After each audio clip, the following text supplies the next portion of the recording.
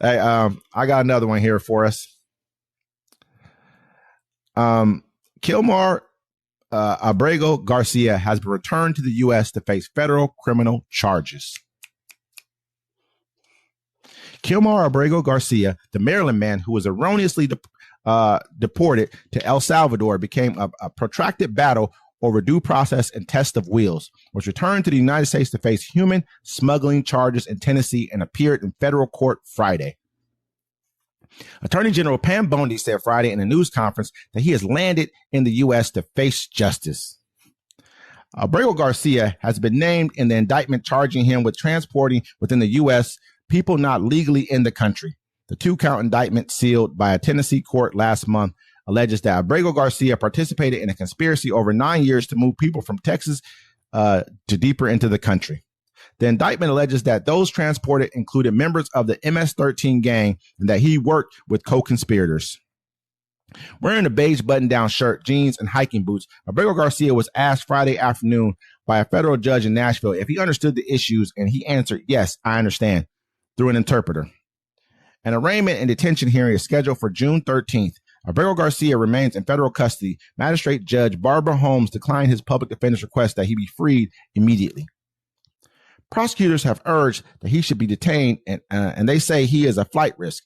In the detention memo, they said that testimony at trial will show he transported approximately 50 undocumented aliens throughout the United States per month for several years. Prosecutors added that he faces a maximum of 10 years imprisonment for each alien he has transported, which they say he's effectively a life sentence. The Justice Department said that Abrego Garcia used his status in MS-13 to further his criminal activity. President Donald Trump said to reporters Friday that he never should have been returned and pointed to the grand jury's findings. "This is his full-time job, not a contractor," Bondi said. "He was a smuggler of humans and children and women. He made over 100 trips, the grand jury found, smuggling people throughout our country." Abrego Garcia's attorney, Simon Sandoval Moshenberg, said bringing him back for prosecution is an obvious abuse of power, not justice. The government disappeared Kilmar to a foreign prison in violation of a court order, Sandoval Moshenberg said in a statement. Now, after months of delay and secrecy, they're bringing him back, not to correct their error, but to prosecute him. This shows that they were playing games with the court all along. Due process means the chance to defend yourself before you are punished, not after. The indictment alleges that from about 2016 to 2025, Abrego Garcia and others conspired to bring migrants illegally to the United States from Guatemala, El Salvador, Honduras, Ecuador, and elsewhere, through Mexico and across the Texas-Mexico border. Abrego Garcia and a co-conspirator ordinarily picked up the undocumented aliens in Houston, Texas area after they had crossed the border. The pair then allegedly would transport the undocumented people from Texas to other parts of the United States and further the people's unlawful presence in the United States, the indictment said. You know what's crazy? If they would have told the people this is why you kicked him out the country, nobody would have batted an eye. It's weird how now you got to bring him back. Now he's trafficking people. Now he's doing all these crimes. They had brought up a thing before. They said this is what they're saying he's doing. Now they're trying to act like we know a guy who's saying he'll do it. I bet you gave that guy a sweet deal, didn't you? At this point in time. Oh, yeah. I mean, for all that time. He probably doesn't even exist. I bet you the guy exists. Whoever to do this is probably like, oh, you tell me what?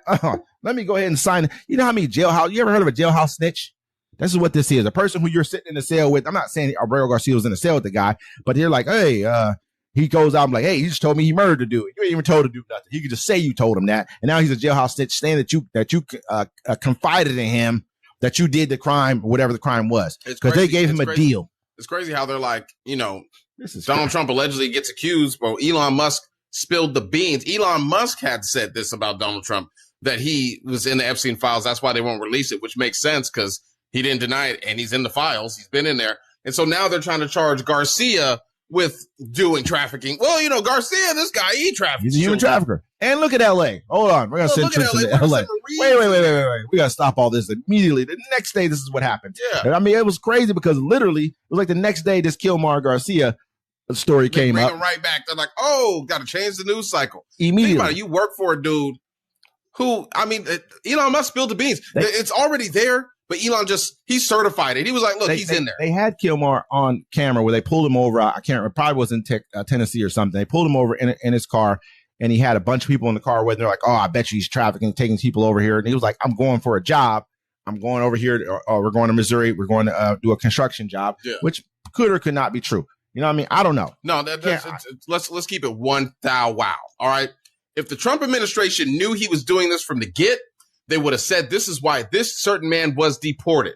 And then nobody would. I mean, if they would have told us that, I wouldn't have. Oh, they didn't even arrest him for that at the time. You didn't even have enough evidence at the time that he was transporting people. And I'm sure you could have asked for people's IDs and got them out the car and they were illegal. You could arrest them, deal with all kinds of stuff. But you didn't have it then to do it. But now all of a sudden, now you got a jailhouse snitch who's probably already got his time. He's like, oh, I'm sitting in jail waiting, or either waiting to get his time. He's like, oh, I'm going to get me a sweet deal with this. I mean, imagine what the Justice Department is willing to do to correct this crime. They cannot bring him back in the country and just let him go free. That would look like, what would that be? Egg all over their face at this point in time. Everyone knows that. That's why they have to do this to him. They have to show that, oh, no matter what, we were right all along. This is just help their people who sat here and expounded this. Oh, yeah, he was doing this. He had done this. They just love this. To me, it's too convenient. You know what I mean? It'd be worse. Way too convenient. It'd be worse than egg on their face.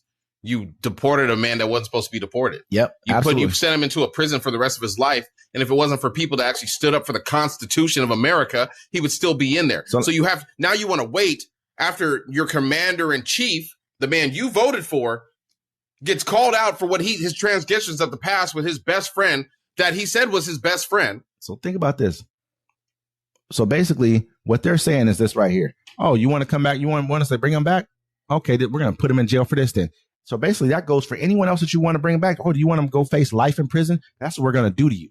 That's what's kind of, if you really look at the implications of what they're done right here, they basically said, you know what? We're not going to listen to you, judge, because in reality, they told him before they even landed the plane, they weren't supposed to land the plane or take him out at all. They knew this. They knew before they took him out, but they also knew when they were in the air. So, okay, you want to force us to bring him back? We're going to play this game? Cool. We bring anyone back. They're getting life in prison.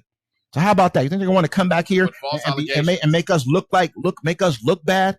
You know what I mean? Versus it being the lawful thing to do.